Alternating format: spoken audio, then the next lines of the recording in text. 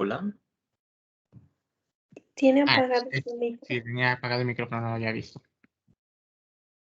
Bueno, quería decir que esta es la foto del examen, o bueno, del problema 1, que fue uno de los que tuve mal.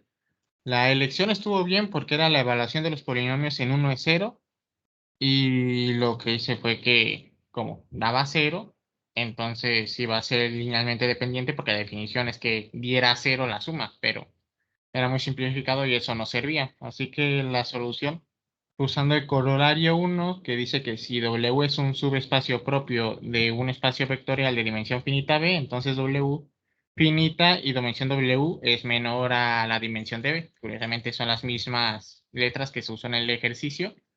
Y sí, W es el subespacio de B porque su dimensión es menor. Y el corolario 2, específicamente el A, que dice cualquier subconjunto de B que contenga más de n vectores es linealmente independiente. Aquí puse la... Independiente. dependiente, sí. Perdón. Y puse que aquí la explicación, que como los polinomios son a lo mucho 4 y no pueden ser de grado mayor a 3, porque justo aquí lo decía, bueno, en la instrucción, que polinomios de grado a lo más 3. Entonces, suponiendo que el primer caso que sean evaluados en 1 y den 0, entonces por este corolario tiene más n vectores que su dimensión, porque pues, está evaluado en 1, pero es 0. Entonces es mayor y son linealmente independientes por el corolario.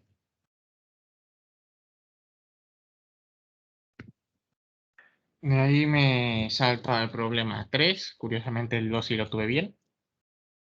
En donde demuestro A ver, ¿cómo que... que curiosamente? ¿Dónde? Que ¿cómo que curiosamente? Sí. Demuestra que si W1 y W2 son subespacios de B tales que W1 unido a W2 es igual a W, también es subespacio, entonces 1 CP1, o sea, W1 o W2 pertenece a W1 o W2. Aquí lo que hice fue intentar usar el teorema 1, donde digo que CW1 más W2 no pertenece a W, pues porque solo puede pertenecer a W1 o W2. Eso también estaba mal. Y aquí logré encontrar una demostración donde dice que lo mismo, supónganse que W1 no pertenece a W2 y que W2 y probaremos que W2 pertenece a W1. Como W1 no puede pertenecer a W2, pues por esta afirmación de que W2 pertenece a W1 y existe el vector I que pertenece a W1 y I no puede pertenecer por lo tanto a W2, entonces se tiene que X pertenece a W2 que pertenece a su vez a W1 y eso unido a W2 y lo mismo con Y. Entonces, como W1 unido a W2 es subespacio de B, que es lo que da W, entonces se concluye que X más Y está unido a W1 unido a W2. O bueno, pertenece a W1 unido a W2. Porque bueno, el conjunto de ambos da el subespacio entero de B. Entonces es lógico que esté unido. Y bueno, aquí está la explicación. X más Y pertenece a W1 o X más Y pertenece a W2. Y se tiene que X más Y no pertenece a W2, pues en caso por contrario, ya que X perteneciera a W2, se tendría X más Y más menos X, y eso daría solo Y. Y es una contradicción a la elección de Y. Entonces, X más Y pertenece a W1, pero Y pertenece sí o sí a W1, entonces X más Y más menos Y, que sería entonces solo X, entonces sería que solo X pues sería de W1, que es lo mismo que en el caso de la Y. Solo que aquí sí prueba que W2 es su conjunto de W1. Aunque no sé si me di a entender. Creo que no. Yo sí te entendí, ¿tú te entendiste? O sea, sí me entendí, pero sentí que no lo expliqué muy bien.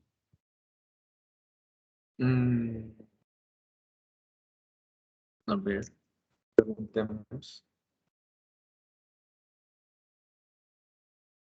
Este,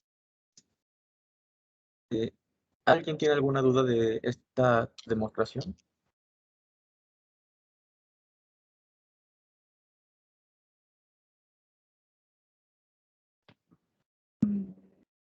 Parece que no. Aquí yo creo que fue como...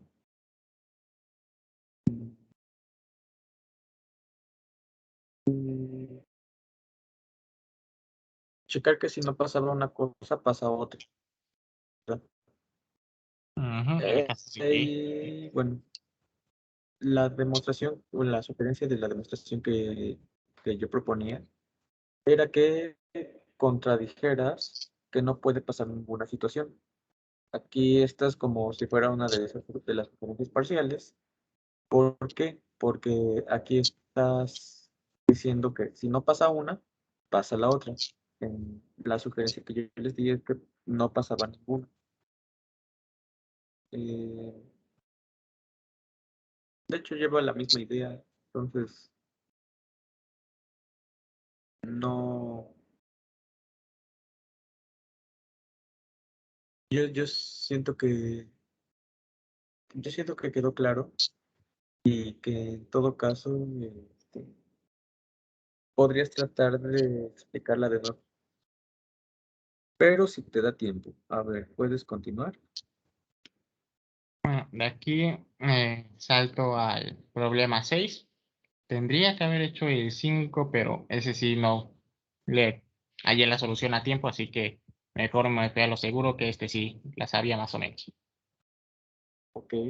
Aquí sea B perteneciente a R3, un vector fijo, tengo que demostrar que W, siendo W también perteneciente a R3, y el producto punto de W por B sea 0, sea un subespacio de R3.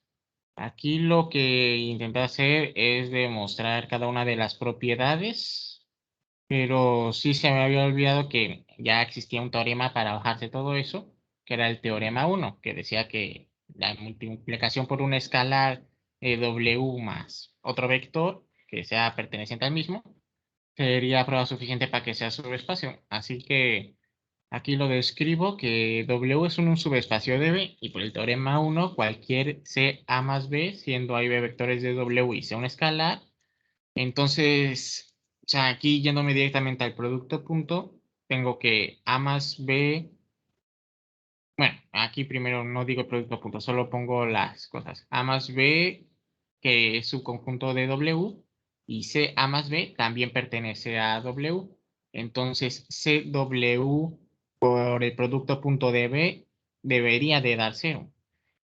Y aquí lo demuestro porque CW por el producto de punto de B, por las propiedades del producto punto, significa que es lo mismo que C multiplicando a W por B, o sea, el producto punto entero. Y como sabemos que el producto punto da 0, entonces sería C por 0 y pues eso da 0, sea la escala que sea. Entonces esa propiedad se cumple y pues podemos decir que es un subconjunto. Mm,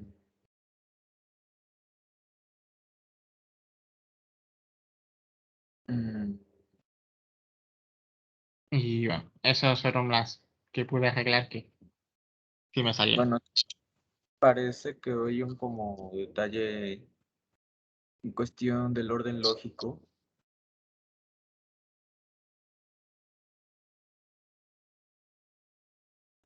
En este problema, el 6. Sí, tanto del orden de las ideas como de notación. Aquí dices A más B contenido en W, C por A más B está contenido en W, entonces ahí pones una constante W punto B. Ese W se entiende por el contexto que es un vector, pero en la notación que utilizaste eso ya era un espacio. Estás diciendo que una constante por un espacio producto punto un vector, todavía peor. La B también la repetiste. Si a Mm, B ya estás diciendo que es un subespacio de B, ahí estás diciendo que C por un espacio, un subespacio vectorial, producto punto otro subespacio es igual a 0 y eso no tiene sentido. bueno, sí, aquí como sé las mayúsculas, pero a lo que me refería con W era que como esto se contiene a W, W era A más B. Y bueno, B solo eran los otros vectores de B, pues, pero sí debía haberlo especificado. No especificado, sino más bien utilizar otra notación. Utiliza otra notación para distinguir cuál es el subespacio, cuál es un espacio y cuál es un vector. No repitas las mismas mayúsculas, si no puede generar ambigüedades o situaciones como la que estamos viendo aquí. Y otro detalle. mm, bueno, acá dice, W es un subespacio de B, ya que por el teorema 1 hay que verificar que este C por A más B está en W. ¿Cómo hacemos eso? ¿Qué condición debe satisfacer? Mm, que sea cerrada la operación. Mm, por así decirlo, pero eso es una... Vimos que el teorema 1 lo que nos hacía era resumir las 4 condiciones a checar. Esa es una. Y ya estás diciendo que eso es por el teorema 1, pero no es eso lo que pregunto. ¿Qué condición debe satisfacer el vector C por A más B para que esté en W? Ah, pero esas ya aquí las había probado, o sea, era que es cerrada la suma, la existencia de inverso aditivo, existencia de vector cero y que es cerrada la multiplicación por escala. Mm,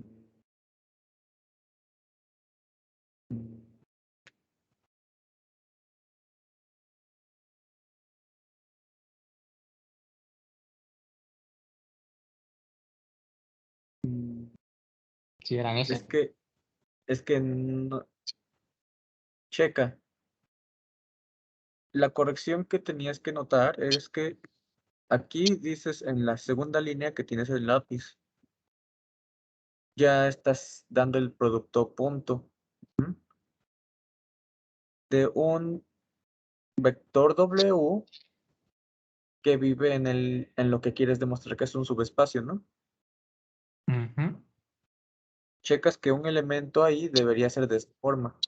Y luego lo que hiciste fue despejar el menos W3 por B3 y, y luego dices que tenemos cerradura para la suma, señalando que el menos W3 por B3 más W3 por B3 es cero, pero entonces estás hablando de vectores o de componentes. Estás hablando Ah, de estoy hablando componentes, de eso no vectores. es la cerradura. Ajá. Es que como era el producto punto y B era un vector fijo, pues por eso puse que, o sea, no lo puse, pero pues eran vectores, pues. Pero sí debí también, o sea, usar la notación diferente. Usar la notación y también interpretar lo que está pasando. Este, bien, entonces esto no demuestra la cerradura de la suma. Tuvo que haber sido un proceso. Luego, aquí abajo dices, para una constante C, CW más CV es igual a el producto punto de W por B y todo eso multiplicado por la constante C. Y, y eso no es la suma,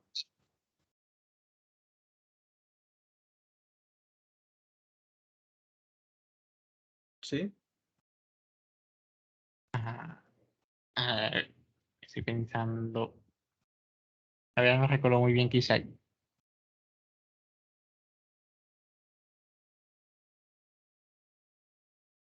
Luego, bueno, otro detalle.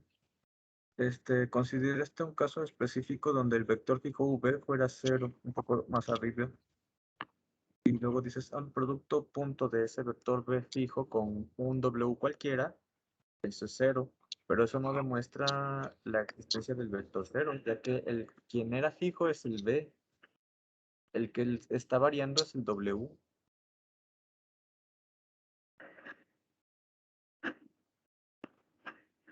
Sí, no. Correctamente era, ajá, pasa el siguiente en la 7.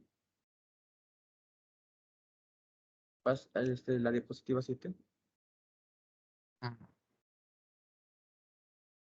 O una forma más sencilla sin tener que checar cada uno de los pasos era justamente utilizar el teorema 1. Y la pregunta que hace rato hice de qué condición debe satisfacer el vector C por A más B para que esté dentro de W es que su producto punto con el vector 0 sea igual, con el vector B sea igual a 0. Entonces aquí también haría falta checar esa operación. Este punto se supone que era el producto punto, pero eso aquí supongo que el C por W, que se supone era A más B, por el vector fijo B daría 0. Mm, Y que no importa, pues, porque escalar se multiplique, siempre va a dar 0. bueno, esa era una suposición, pero no está bien escrito. Bien. Y ya nada más por último, para terminar, en el problema 1, cómo sabes que tiene dimensión estrictamente menor que el espacio que propones?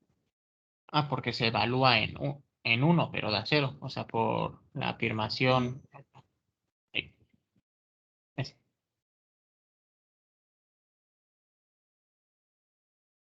Mm, mm,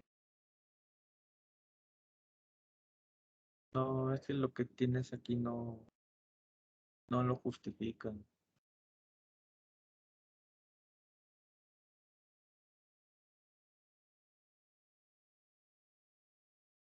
Pero bueno, gracias por exponer.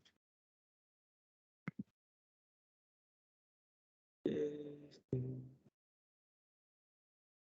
Miranda, ¿quieres exponer? No, profe, decidí que ya no, Efraín, pero ¿quieres? gracias. Dale, de nada.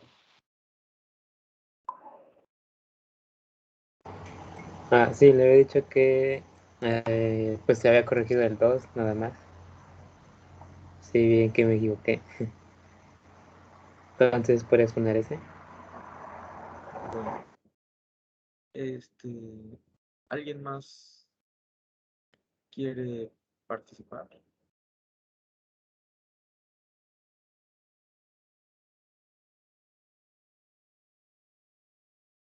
Bueno, entonces ya. A ver, toca, toca seguir con la clase.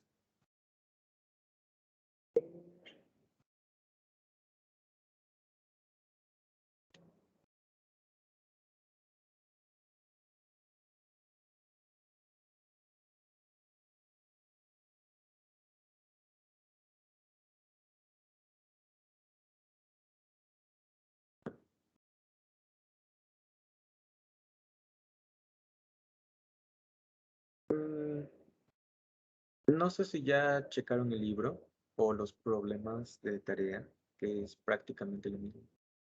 Los dos ejemplos que les pedí escribir, los de el 21 y 22 del libro de Hoffman, son básicamente lo que abarca todo el 2.6. Entonces esta sección la vamos a acabar muy rápido, antes de lo planeado. No me di cuenta que íbamos a acabar así de rápido. Entonces, yo creo que en lo que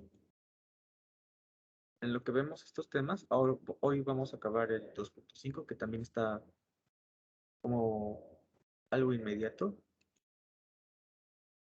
Este,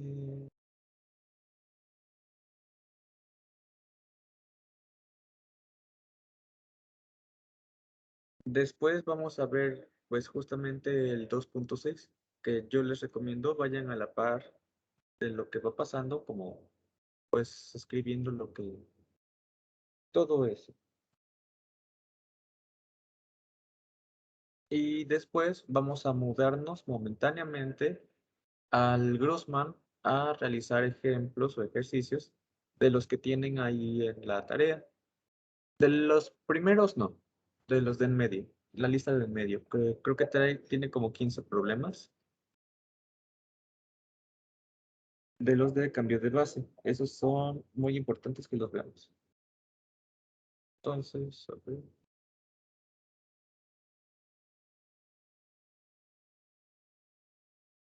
¿Qué tenemos?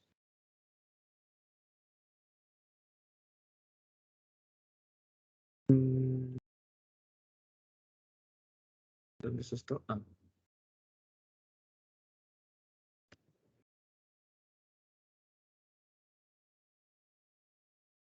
Bien. Entonces, bueno, aquí el 2.5 lo que está haciendo es, nos presenta varios teoremas. Y al final va a concluir con un resumen justamente por el título de la sección. Ajá. De qué podemos hacer con matrices. Bueno. Ayer lo que empezábamos a notar es que el teorema 11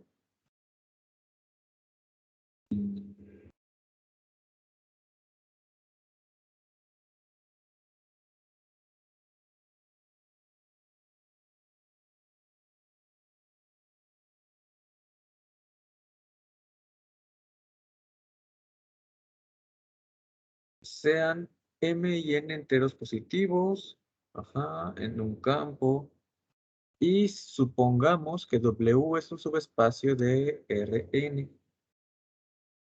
Ayer veíamos que considerando una matriz podemos formar el espacio de filas. Y que entonces podemos trabajar con ese espacio de filas para empezar a describir, bueno, diversas situaciones. También hablábamos del rango de ese espacio de filas. Bueno, entonces, si tuviéramos a un subespacio de... vamos a suponer que F es los reales. Si W fuera un subespacio de Rn, W tiene una dimensión finita, bueno,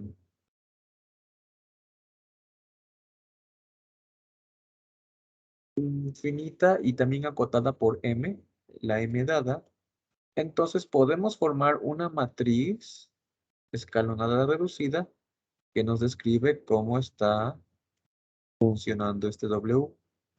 Justamente esa matriz escalonada reducida nos daría lugar a saber cuál es la base de este subespacio. Y les decía que, entre comillas, esta base sería la más sencilla que tendríamos.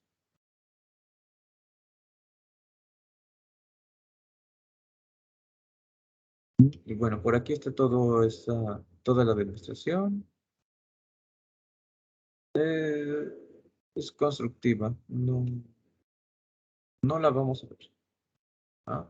Lo importante son los corolarios, que justamente les decía. Vamos a tener cada matriz de M por N es equivalente por filas a una y solo una matriz escalonada reducida por filas.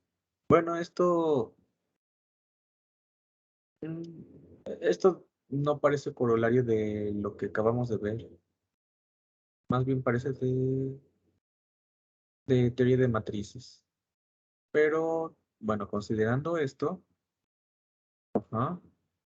es que tenemos como determinada esta única matriz.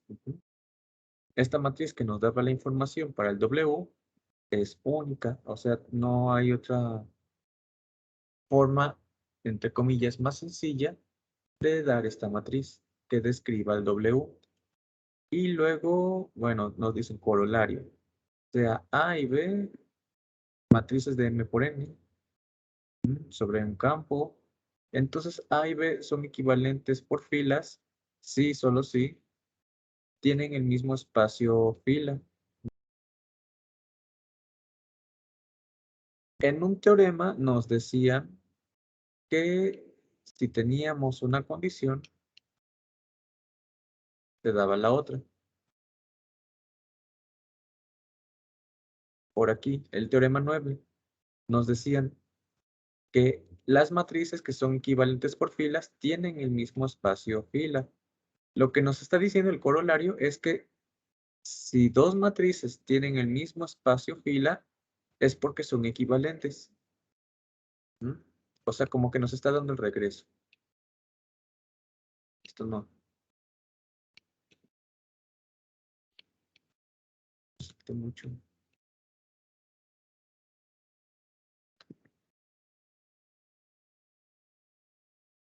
Ujú. Y ya para resumir, que justamente es a lo que apuntaba la sección, es esto. Lo importante de la sección es esto. Y quizá el último enunciado, pero bueno, esa la vamos a dejar pendiente. Lo importante es esto. Si A y B son matrices de M por N, a ver, aquí vamos a-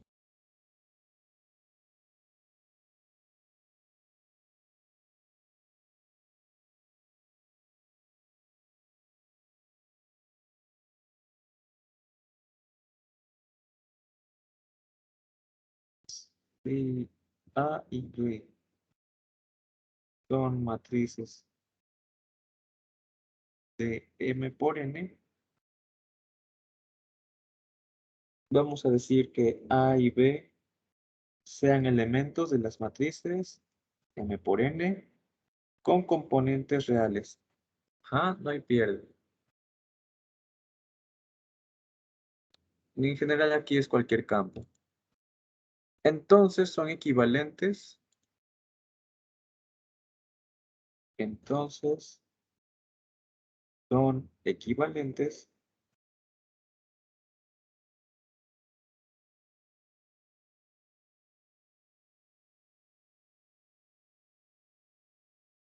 ¿Mm? Primera condición, que A, ajá, que podamos ir de la matriz A a la matriz B por medio de operaciones de fila.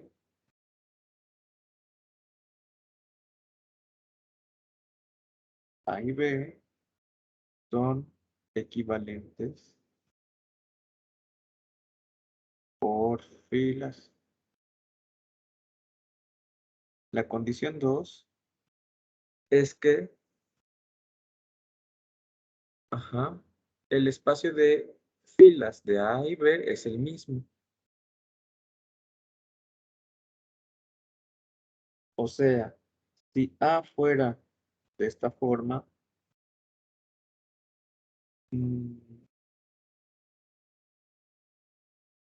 vamos a ponerle A11, A12, A1N, sí, A21, A22, A2N, AM1, AM2, AMN, y lo mismo para B.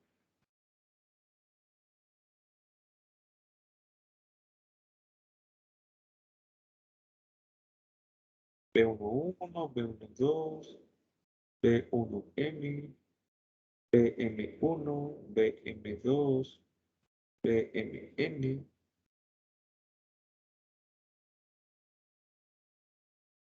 Si tomamos a estas matrices,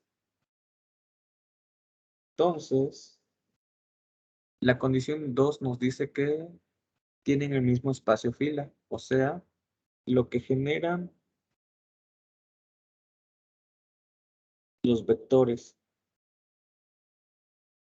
alfa y, que son AI1, AI2, AIN. Ajá. Aquí, si se dan cuenta, estas son las filas. Ujú. Lo que generan estos vectores es lo mismo que lo que generan estos vectores. Beta J para distinguir el subíndice entre uno y otro. BJ1, BJ2, BJN. Esta es la condición 2. Lo que generamos con las filas de A es lo mismo que lo que generamos con las filas de B. Siempre. Y la otra que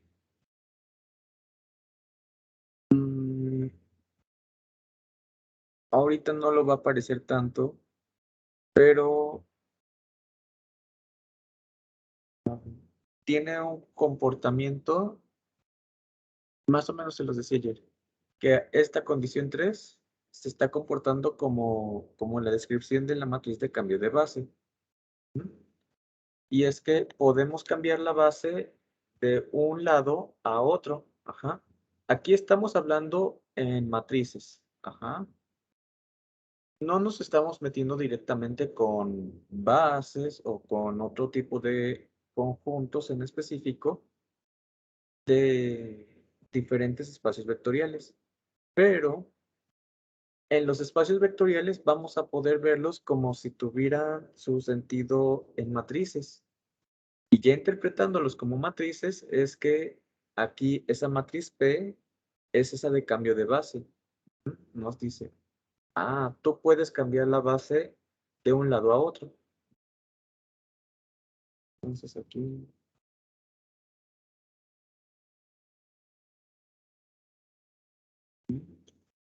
Tres. Existe una matriz. Vamos a ponerle entre paréntesis de cambio de base.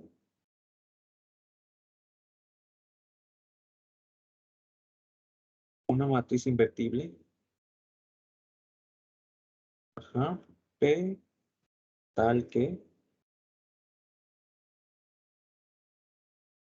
P es igual a P por A.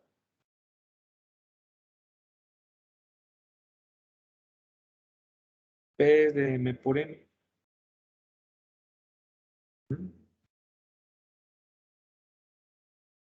Estas tres condiciones que vamos a tratar como equivalentes es como de las herramientas principales que nos van a ayudar a relacionar espacios, a decir, esto que está aquí no me gusta del todo, podemos llevarlo a algo que sea más sencillo, ya sea por medio de operaciones de fila, viendo una representación matricial, dando una matriz de cambio de base, ajá, y eso por lo general será observando que generen lo mismo. Entonces estos 3 puntos.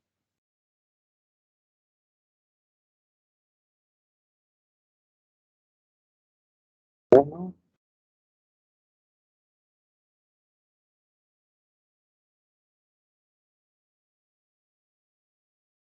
Dos. Y 3.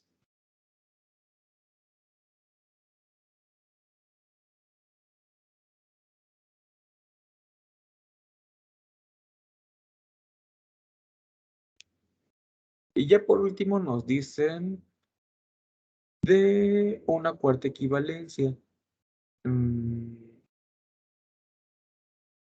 Que nos dicen que todos esos 3 anteriores también son equivalentes a este enunciado que dice que los sistemas homogéneos AX igual a 0 y BX igual a 0 tienen las mismas soluciones.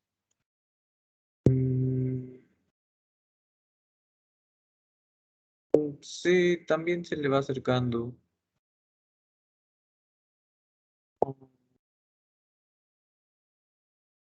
Mm, Ese todavía no lo vamos a tratar ahorita. Va a quedarse pendiente. Con lo que quiero que se queden es esto. Ajá. Que si podemos ir de una matriz A a una matriz B por filas, entonces sus filas generan lo mismo y también existe una matriz invertible, que es una de cambio de base, para pasar de una a otra. Bien, súper bien. Y recuerden, aquí estamos hablando en principio de matrices. Ya después vamos a ver las implicaciones de esto a espacios vectoriales ya de forma más general.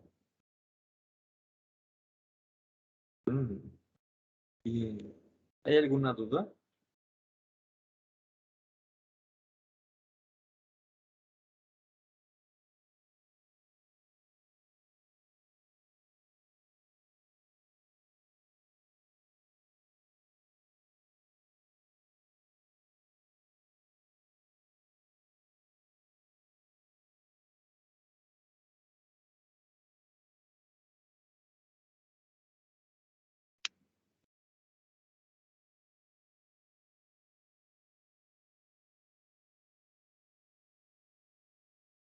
No. Parece ser que no. Bueno, está bien. Aquí también otra observación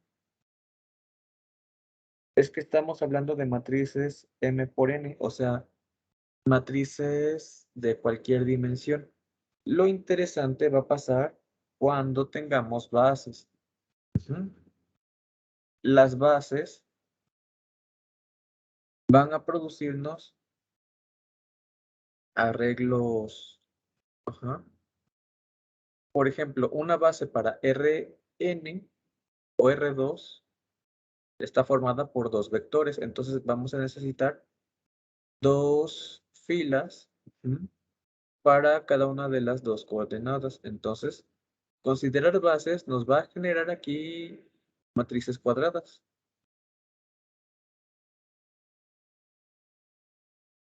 Este resultado, este resumen, es como un poquito más amplio, generalizando la idea de lo que es la matriz de cambio de base para matrices cuadradas.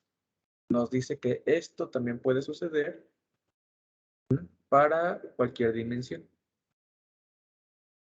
Lo que va a pasar también con las bases es que vamos a tener que el espacio fila también lo pueden generar las columnas.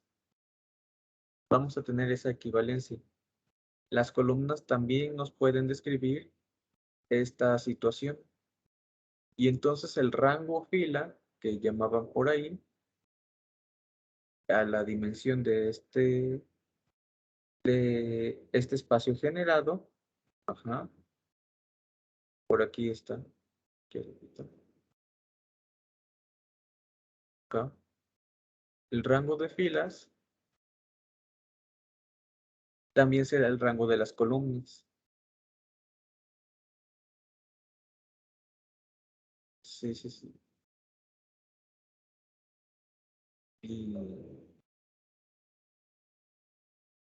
aquí podemos ponerle nota mental. Nota.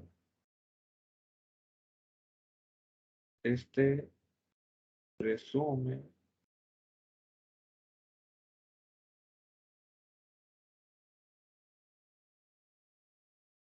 trata una generalización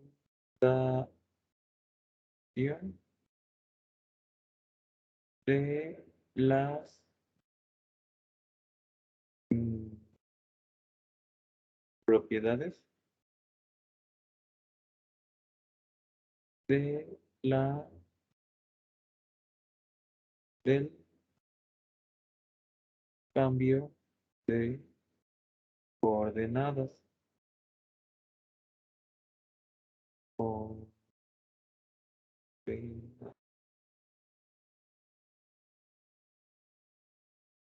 Bien. Bien, bien, bien.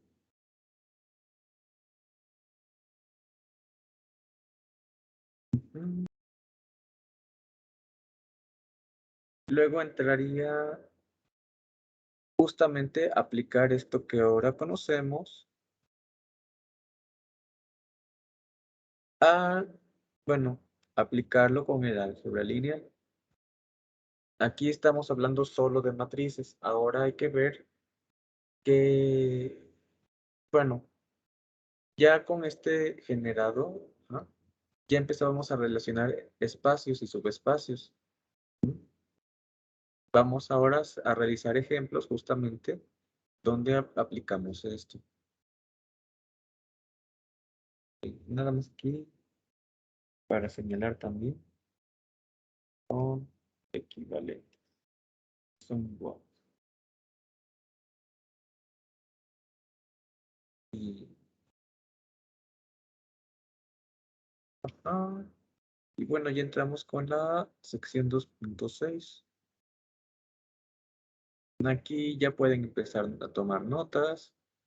¿Qué sería el problema? Creo que el 5, el 4, creo que es el 5 de la tarea. Recuerden que eso lo deben tener todos. Y bueno, ¿qué nos dice? Cálculos relacionados a subespacios. Nos gustaría ahora mostrar cómo las operaciones elementales de fila nos dan un método estandarizado. O sea, como el proceso de Gauss-Jordan, donde nosotros sabemos que si hacemos esto, vamos a llegar sí o sí a la forma escalonada reducida. Ajá. Para contestar ciertas preguntas en concreto relacionadas a subespacios de, de un Fn. En general estarían, en particular vamos a trabajar con Rn. Ajá. Pero aquí noten que aplica para cualquier campo a la n. Lo que va a pasar después, lo que vamos a ver dentro de 2 semanas, que ya entremos con los temas de transformaciones lineales, es que aquí nosotros estamos empezando a trabajar con un Rn, con un Fn. Las transformaciones lineales nos van a poder relacionar espacios entre comillas distintos o que tienen distinto nombre. Por ejemplo, los polinomios de grado a lo más 3 con R4. Por un lado estamos trabajando con polinomios, por el otro estamos trabajando con vectorcitos, con arreglos de números. ¿Qué relación tienen? Y entonces ahí entran las transformaciones lineales. Podremos ir de un espacio a otro. Entonces, trabajar primero con esta sección 2.6, como que nos está diciendo, ok, no te muevas del Rn, tú sabes que aquí puede pasar todo esto y podemos aplicar cada una de estas cosas. Y luego que ustedes me dijeran, pero nosotros hemos visto que además de estos espacios vectoriales que son Rn, hay muchos otros más. ¿Qué les hacemos a ellos? Pues justamente, como aquí ya estamos trabajando el caso base, después lo que vamos a hacer es extenderlo todavía más. Ya no solo nos vamos a quedar con matrices, ni con estos arreglos de números, sino que en general, la información que nos den, ya sea de polinomios, de espacios finitos de funciones,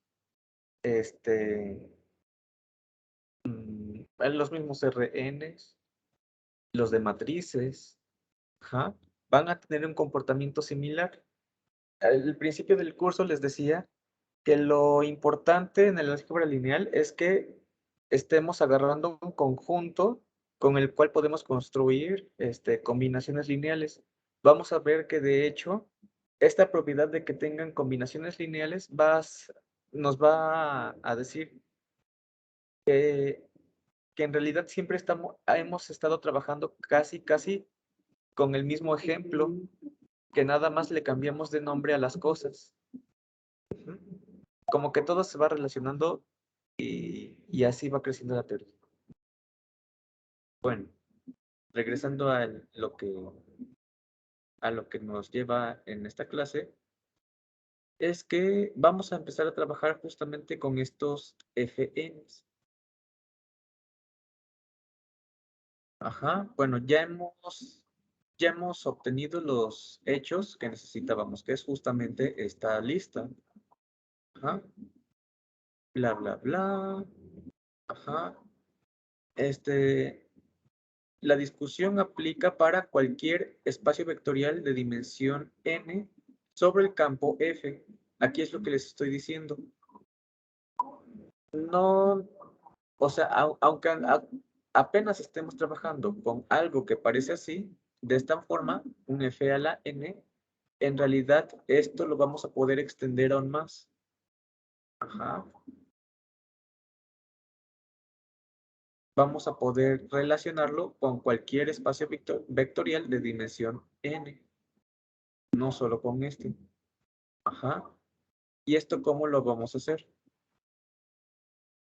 Bueno, si nos acordamos, aquí vamos a poner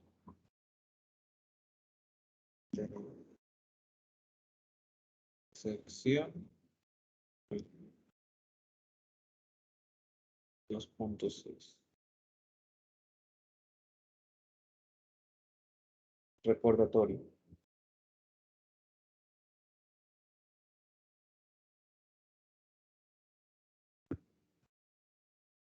Si B es un espacio vectorial, ajá, la dimensión de B es n y, bueno, no lo dice, pero ya estamos asumiendo que este n es un número entero positivo, o sea que es finito. Vamos a ponerlo así, n entero positivo, ajá, entero mayor que 0, coma, entonces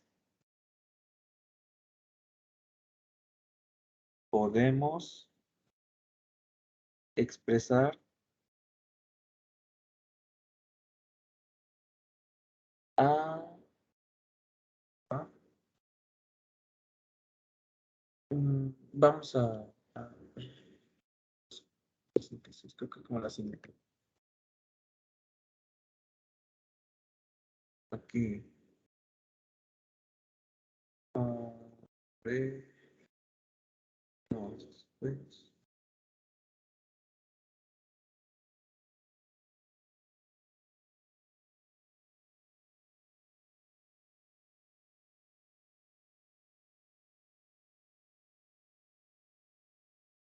Pues,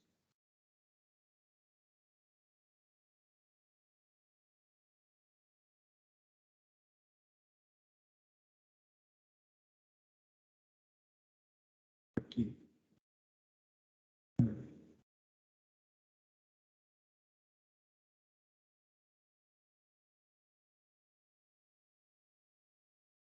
Si B es un espacio vectorial de dimensión finita, nosotros podemos, ajá, podemos darle una base ordenada y luego en esta base ordenada teníamos las coordenadas. Y las coordenadas justamente nos daban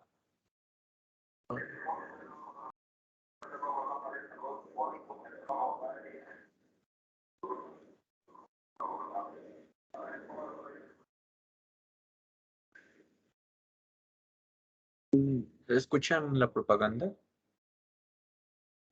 Un poquito. Poquito. Bueno, nada más que se vaya.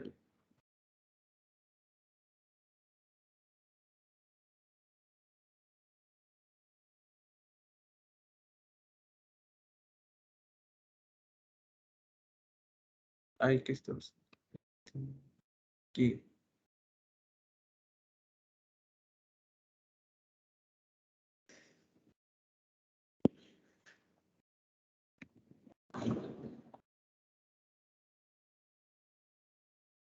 Ya.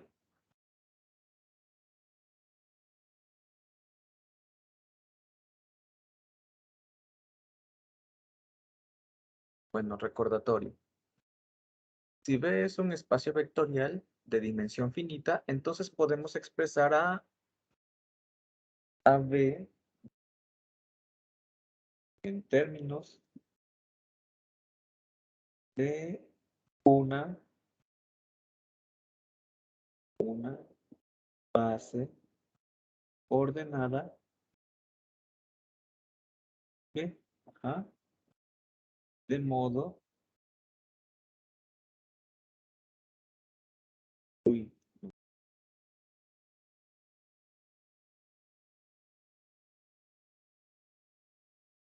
de modo que cada vector, en B tiene coordenadas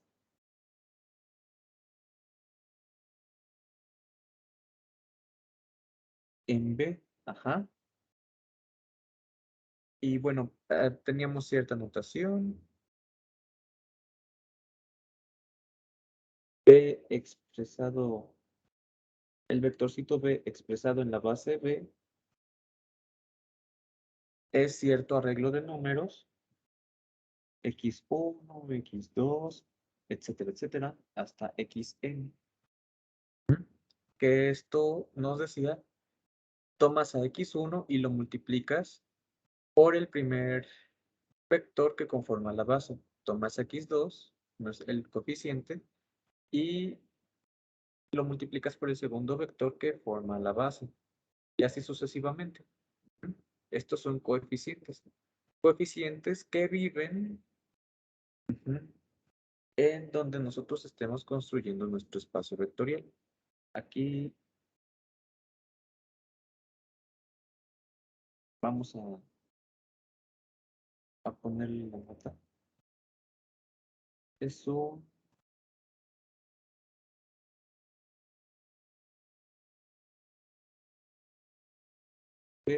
que sea un... Vamos a agarrar los reales. Si B es un conjunto de vectorcitos sobre el campo R con la suma y multiplicación ahí dadas, es espacio vectorial.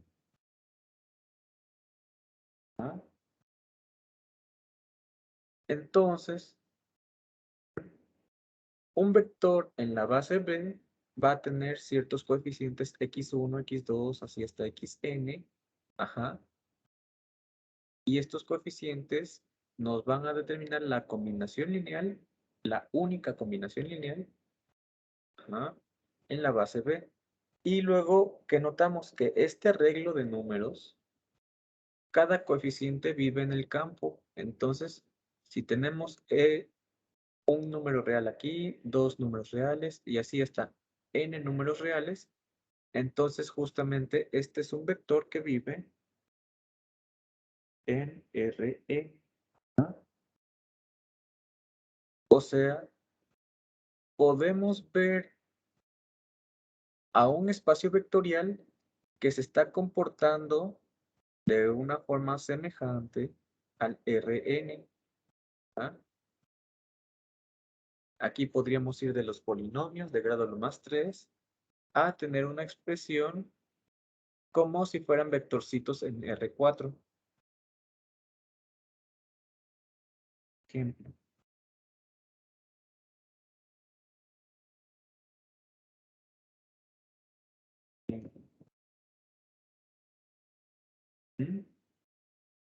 Si B es igual a los polinomios de grado lo más 3, igual a polinomios de grado a lo más 3. Vamos a ponerle con coeficientes reales o así, sobre R. sobre R. Ajá.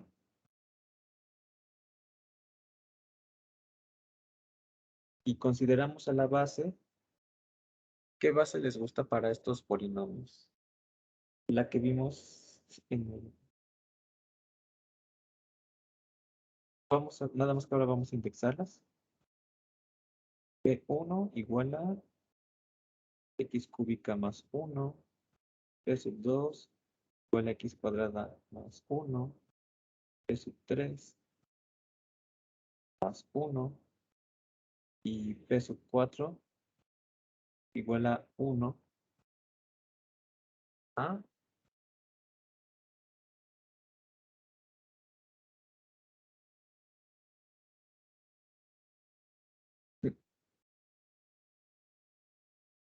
vamos a dejarle igual. La canónica. La base canónica. Ajá. Entonces, por ejemplo, un vectorcito, digamos el 5x cúbica más 7x menos 3, expresado en la base B, se verá como un vector 5, 0, 7, menos 3 que vive en R4.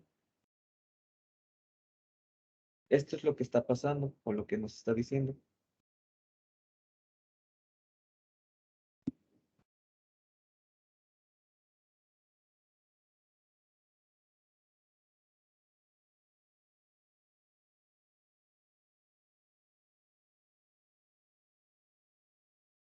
Ujú. Y aquí se entiende. 5x cúbica es 5 por el primer vector. Aquí estamos considerando la base canónica, entonces nuestro primer polinomio es x cúbica a 5x cúbica más 0x cuadrada más 7x menos 3. Este arreglo de 4 números nos dan las coordenadas de este vector. Entonces, a un espacio vectorial de dimensión finita, podemos ver que está relacionado, porque la información que tengamos aquí la podemos trabajar acá. Y si se dan cuenta, ¿cuál es la dimensión de este espacio de polinomios? Tiene 4 elementos en la base. P3 tiene dimensión 4.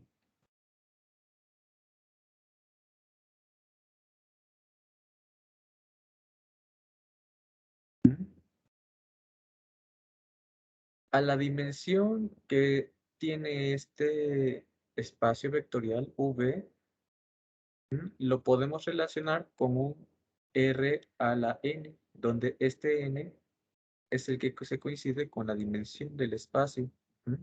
Y aquí teníamos que el espacio parte teniendo dimensión 4, los vectores tienen una representación en las coordenadas en cualquier base, pero dadas como vectores en R4. Okay. ¿Hay alguna duda?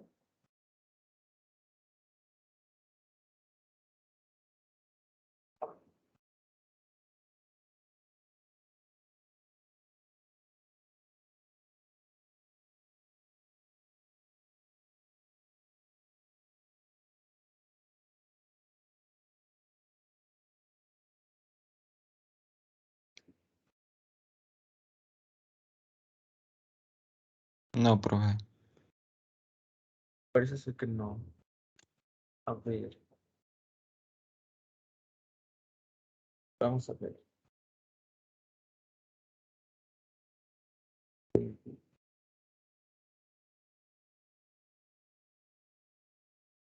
A las matrices de 3×3 con componentes reales, ¿con quién lo podemos relacionar? Con un R a la que. 9. Sí, ¿verdad? Exacto. En una tarea se les quedó que demostraran que este espacio de matrices tiene dimensión el n por m. En este caso sería 3 por 3, 9. Y sí, así como su compañero dice. Entonces, si vemos a una matriz aquí, la podemos representar como un vectorcito con 9 coordenadas. Oh, perfecto. Eh, De hecho, eso lo llegamos, bueno, yo lo llegué a usar en un programa de un proyecto que nos pidieron. Yo sentía que era muchísimo más fácil trabajar con un vector que con una matriz, y entonces, aunque el planteamiento era con una matriz, yo lo extendía así como la primera fila y luego pues la segunda fila y luego la tercera fila, y ya quedaba como un vector, y estaba más fácil manejar el vector que la matriz. sí. Decisión inteligente, ¿no? Eh, a veces depende de qué tipo de información estés trabajando, si conviene o no ver a las matrices como vectores, porque aquí si por ejemplo tenemos una matriz de 4 por 5, tendríamos 4 filas, 1, 2, 3, 4 y 5 columnas, 1, 2, 3, 4, 5. Dar el arreglo de esta forma está un poquito más compacto y se maneja, este, se maneja de una forma más o menos, este, comprensible, quizá. Pero aquí, si lo vemos, vamos a ponerle, bueno, pero aquí, si lo vemos como vector en la base canónica es también una que me dieron, que era unos con puros ceros en el resto de componentes. Base canónica.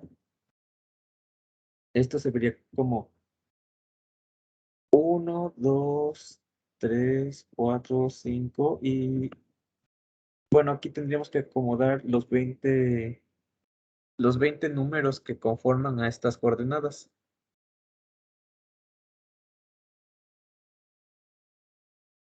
Depende del contexto, si conviene a veces o no verlo como estos vectores, pero sí, este, es una buena idea y aquí está la justificación.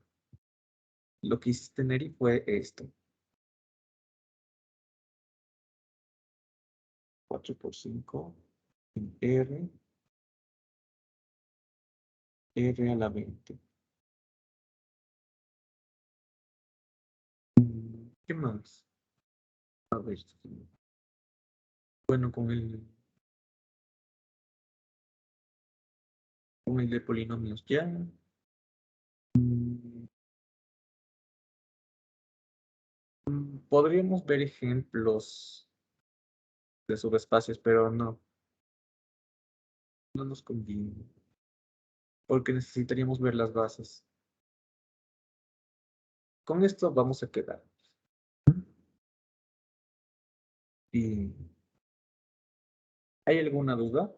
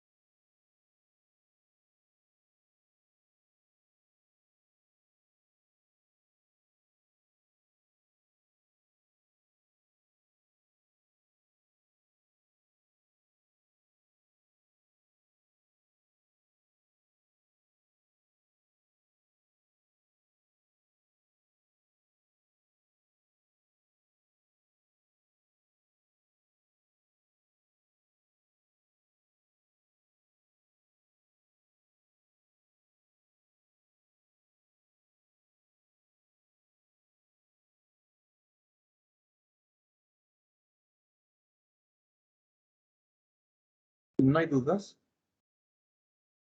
Creo que no. Parece que no.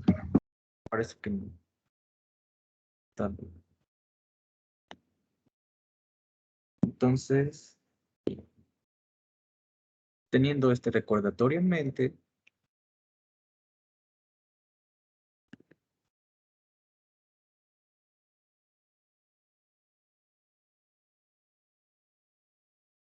ahora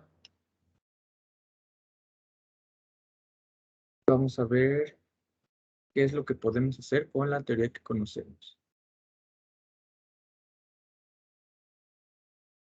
Ujú. Bien. Supongamos que tenemos m vectorcitos, alfa 1, alfa 2, hasta alfa m, en Rn. Y vamos a formularnos estas preguntas. ¿Mm?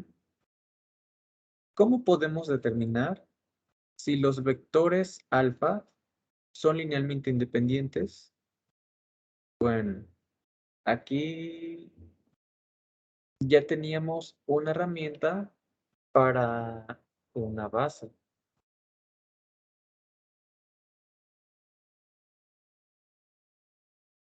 Para determinar si un conjunto de n vectores determina una base, ¿qué es lo que hacemos? El determinante. Exacto, sí, sí, con el determinante y ahí queda. Lo que va a pasar aquí es que en general las matrices o los arreglos de números que formemos no van a ser cuadrados, ¿no? No van a ser arreglos cuadrados. Entonces aquí hay que ir con más cuidado, ¿no? En general también van a funcionar de una forma similar. Bueno, la primera pregunta es cómo determinar si los vectores son linealmente independientes. Y de forma más general, ¿cómo encontramos la dimensión del subespacio generado por estos vectores? Aquí ya nos están diciendo, ya nos están diciendo prácticamente lo que vamos a hacer. ¿Alguien puede notar lo que está pasando o lo que va? Podemos contestar las preguntas, así. Preguntas. ¿Cómo sabemos que los aquí dados m vectores? Vamos a ponerle los alfas. Vamos a ir acorde a la notación del libro. Alfa y nada más que vamos a ponerle flechitas para no confundir con escalares. Dados m vectores alfa y, cada uno de estos con n componentes, ¿cómo sabemos si los alfas, si los vectores alfas, ¿no?, son linealmente independientes? Ujú. Y luego otra pregunta.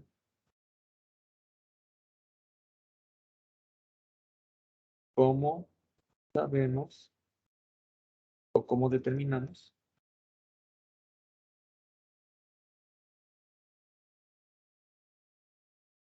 la dimensión del espacio generado por estos alfas?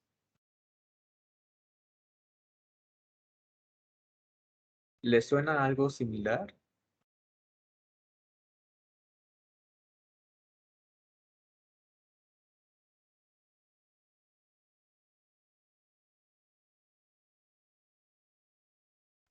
Ah, creo que sí, porque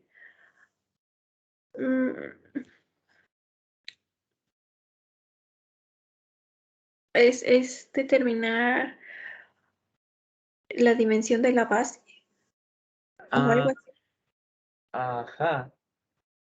nosotros necesitaríamos llegar a partir de estos alfas, obtener una base, y ya con la base podemos decir esto. ¿Mm? Ajá, eso. Sí, bueno, es una buena aproximación. ¿Alguien más quiere decirnos sus pensamientos referentes a la Claro. No es por el procedimiento que vimos ayer, de construir una matriz con estos vectores y llegar a una forma escalonada reducida y ver qué pasa. Y Sí, entonces con eso ya podremos determinar la base del espacio. exacto, sí, sí. Mm. Aquí, si nos regresamos al resumen, ajá, bueno, si colocáramos a estos vectorcitos alfa formando matrices, entonces podemos hacer uso de lo que hicimos aquí.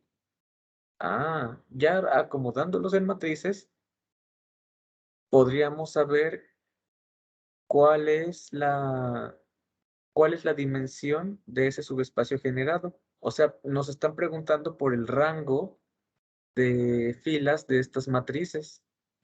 Lo que vamos a hacer y lo que nos ayuda es que obtengamos que la matriz A, que está formada por estos vectorcitos o que tiene estos vectorcitos como filas, obtener una matriz escalonada reducida B. Y con esa matriz escalonada reducida B, ahí ya analizarlo. Exacto, sí. Sí, sí, sí. Aquí vamos a ponerle esa otra nota. Vamos a remarcar a B. Otra nota. Nota 2.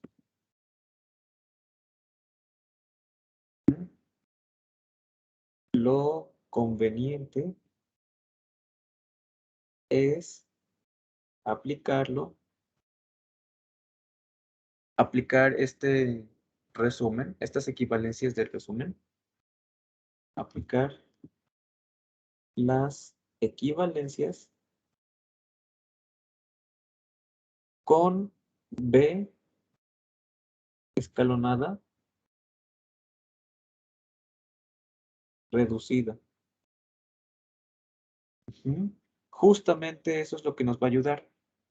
Si llegamos a que A es equivalente por filas a una matriz B escalonada reducida, como la condición roja es equivalente a la amarilla, vamos a obtener ya la información que nos dice si son linealmente independientes o no, y también cuál es la dimensión del subespacio generado, porque justamente esa dimensión es el rango de filas de la matriz A.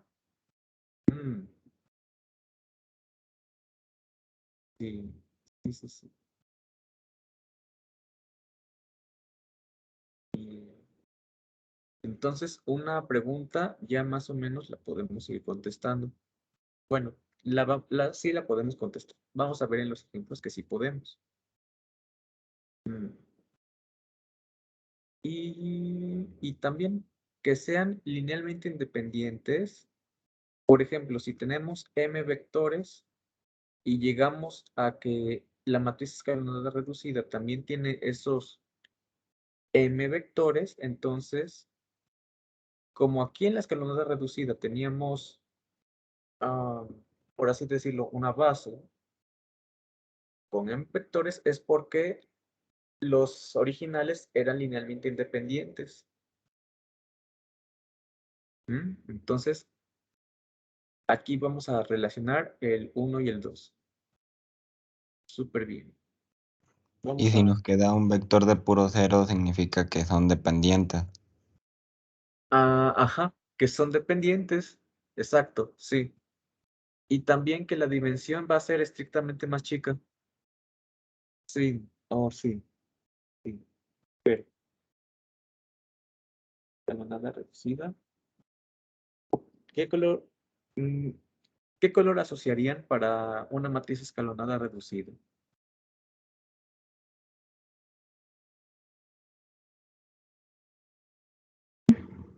Amarilla o tal vez roja. No, el sí estaba bien. La escalonada reducida es azul. Yo también Pienso la lo veo. mismo. No. Esas son 2 contra 1. Sí, yo también la veo azul. A mí también me golía roja, una escalonada de reducida. Bueno, entonces vamos a ponerla. Ya sé.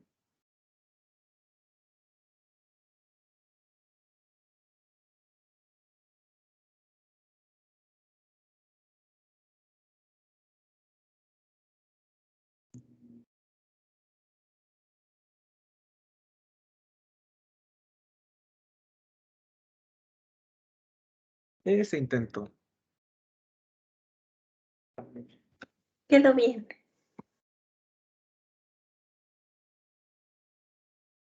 Entonces, aquí tenemos a la escalonada reducida.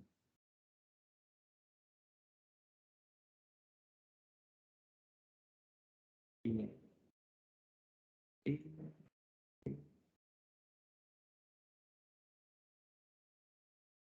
Bien.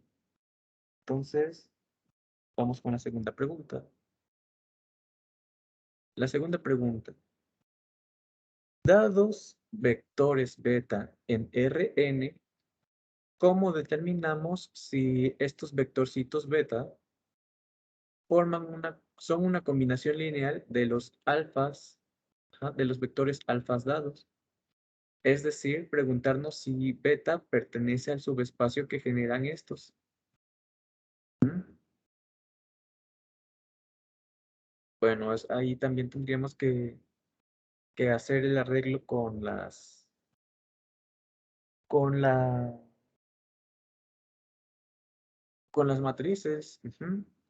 Y lo que tendríamos que obtener es que beta, la fila donde está beta, nos da una fila de ceros. ¿Eso qué quiere decir? Que lo pudimos expresar con las filas de arriba, que eran los de las alfas.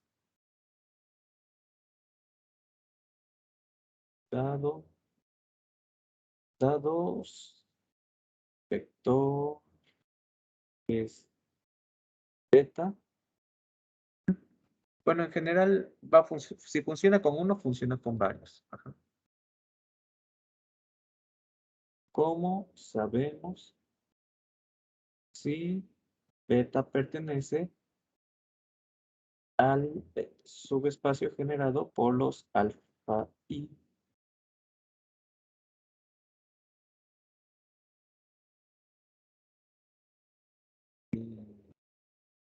¿Mm? Y la 3, ¿cómo podemos dar explícitamente al subespacio W? Bueno, ¿alguien tiene alguna idea?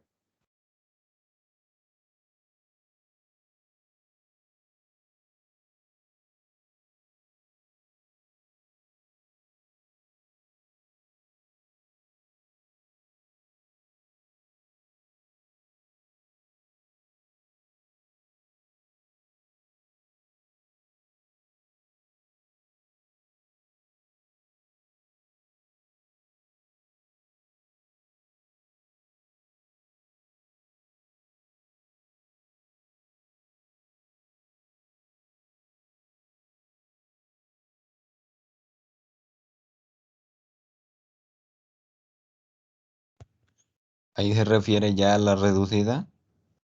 Sí, sí, de hecho sí. Esta información va a venir por la reducida, Ujú. porque ahí ya tenemos todo dado de una forma más sencilla y ya con con esa reducida, ya descartamos la información que sobraba, quitamos a los que no eran linealmente independientes y también ya nos quedó el rango del espacio de filas. Entonces, ya tenemos una base y la dimensión de ese espacio. Sí, sí, justamente. Entonces, estas preguntas ya las podemos responder. Profe, ¿Sí? ¿qué era el rango de filas? Ah, el rango es la dimensión del espacio de filas. Aquí, con las filas de A, de la matriz en la que estamos partiendo, tal vez hayan filas que son linealmente dependientes de otras. Ajá. Ya, o sea, es el número de filas que quedan hasta el final, que son linealmente independientes. Sí. Ya. Gracias. Exacto. Es el número de filas que no son las filas de ceros. Sí. Ok, gracias. Exacto. Bueno, ¿hay alguna duda?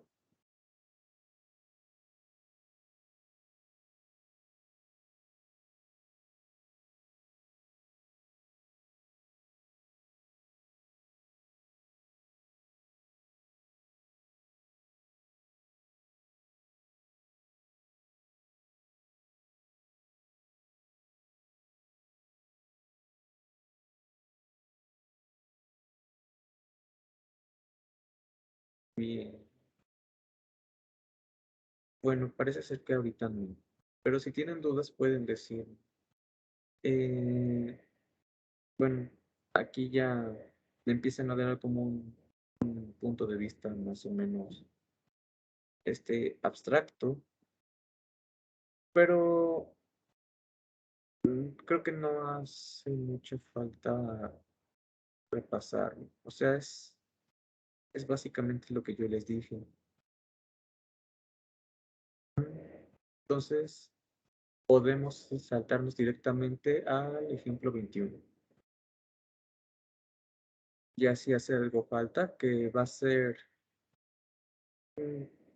básicamente esto. ¿Cuál es la ecuación 225? Pero nada, ya después lo vemos. Entonces, ¿hay dudas?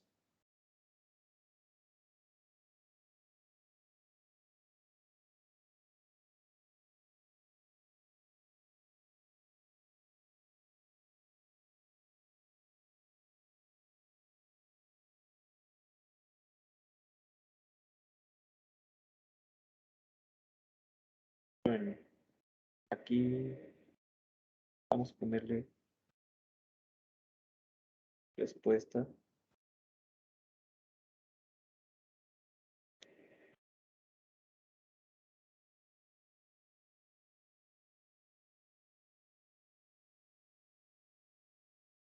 Usar equivalencia de 1, 2 del resumen.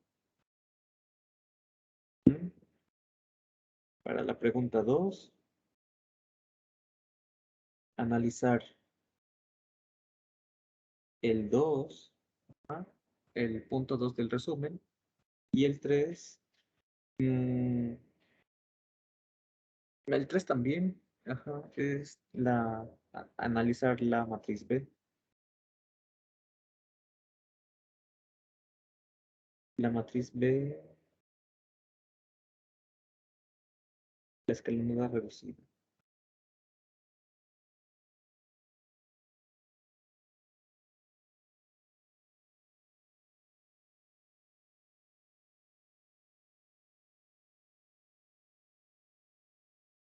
Ahí está.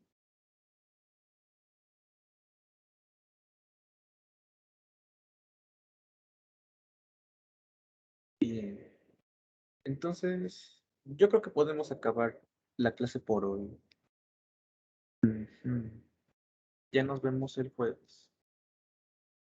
El jueves, pues justamente vamos a ver el ejemplo 21 y 22 y yo creo que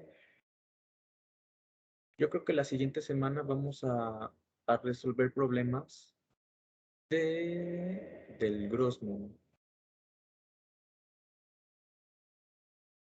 Sí.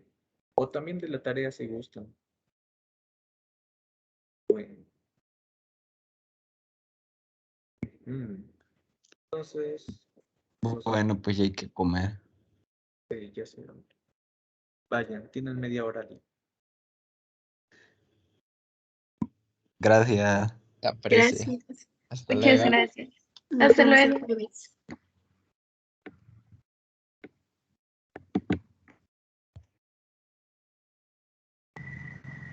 Hasta luego. Hasta luego. Hasta luego.